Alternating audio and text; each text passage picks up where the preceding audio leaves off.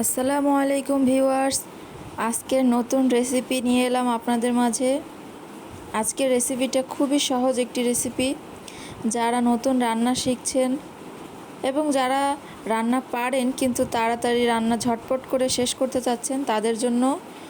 তো আমি গোশগুলোকে সুন্দর করে ধুয়ে নিলাম। এখানে আমি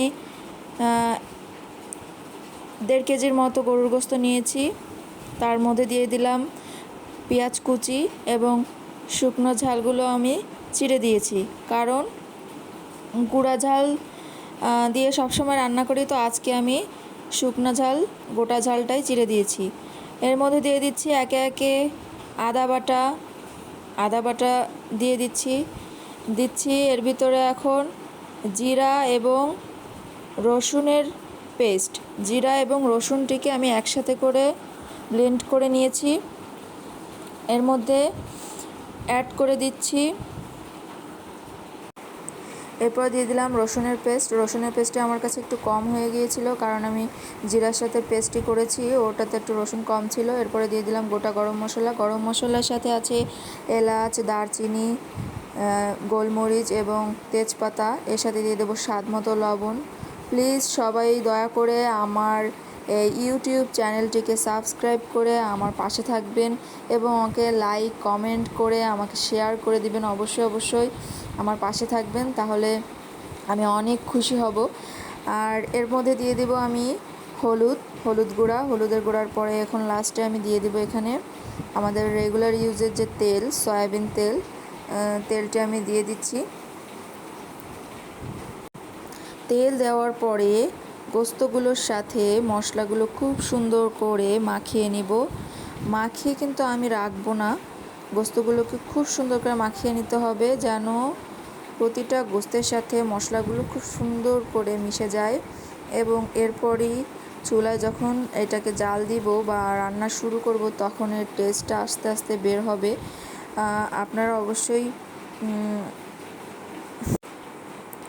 তো গোস্তগুলোকে আমি খুব সুন্দর করে ম্যারিনেট করে নিচ্ছি, হাত দিয়ে মাখিয়ে সুন্দর করে। আপনারা দেখেন সুন্দর করে। আপনারা অবশ্যই আমার ইউটিউব চ্যানেলের সাথে থাকবেন। আমার ইউটিউব চ্যানেলে আমি নতুন ভিডিওস আপলোড দিব। আপনারা অবশ্যই লাইক, কমেন্ট এবং শেয়ার করে আমার পাশে থাকবেন।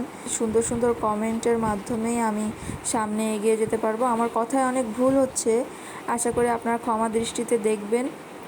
এবং ম্যারিনেট করা হয়ে গিয়েছে, আমি এখানে আর কোনো পানি ইউজ করব না, কারণ আমি গোস্ত ধোয়ার সময় যতটুকু পানি ছিল অতটুকুই সময় ওই গোস্ত থেকে পানি বেরিয়ে আসবে, সেই পানি থেকে আমার গোস্তগুলো কষানো হয়ে যাবে। আলহামদুলিল্লাহ, দেখেন আমি গোস্তগুলোকে নাড়িয়ে চাড়িয়ে দিচ্ছি কেমন হয়েছে।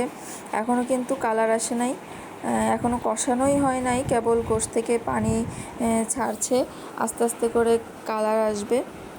তো আবার ঢাকনা দিয়ে ঢেকে দেওয়ার পরে আমি আবার চলে এলাম এবং দেখতে পাচ্ছেন যে কত সুন্দর কালার এসে গেছে আমার এই গোস্তে। মাশাআল্লাহ, আলহামদুলিল্লাহ।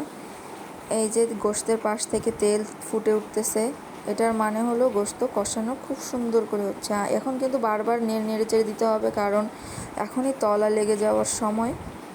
আর তলায় যদি লেগে যায় গোস্ত আর স্বাদটাই নষ্ট হয়ে যাবে।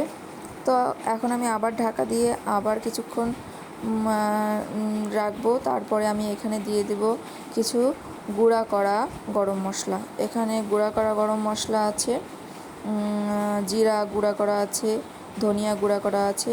সেগুলো দিয়ে খুব সুন্দর করে আমি মশলাগুলো দিয়ে খুব সুন্দর করে গোস্তের সাথে আমি মিশিয়ে নেব। দেখুন খুব সুন্দর করে সুন্দর করে কষিয়ে গোশতটা আমার অলমোস্ট কষানো হয়ে গিয়েছে। এখন এর ভিতরে আমি আজকে যেহেতু আমি চুই ঝাল এবং আলু দিয়ে গোস্ত রান্না করব, তো চুই ঝাল এবং আলুগুলো আমি এখন অ্যাড করে দিব এর সাথে। তো আমি অল্প করে কিছু পানি দিয়েছি, কারণ তলায় লেগে যাচ্ছিলো। তো এখন আমি এর ভিতরে আলুগুলো এবং চুই ঝালগুলো সুন্দর করে দিয়ে দিচ্ছি।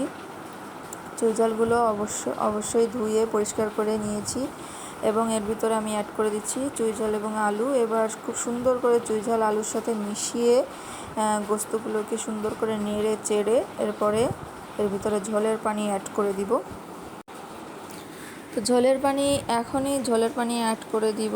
তো পোস্তটাকে খুব সুন্দর করে আমি নেড়ে চেড়ে একেবারে মিশিয়ে নিচ্ছি, আলুর সাথে কষিয়ে নিচ্ছি হালকা করে। এবার আমি এর ভিতরে ঝোলের পানি দিয়ে দিচ্ছি, আপনাদের প্রয়োজন মতো ঝোলের পানি। আমি যেহেতু একটু ঝোল ঝোল রাখবো, গরমের সময় অত ভুনা ভুনা খেতে ভালো লাগে না, এই কারণে আমি একটু ঝোল ঝোল রাখবো বলে একটু বেশি পানি দিলাম।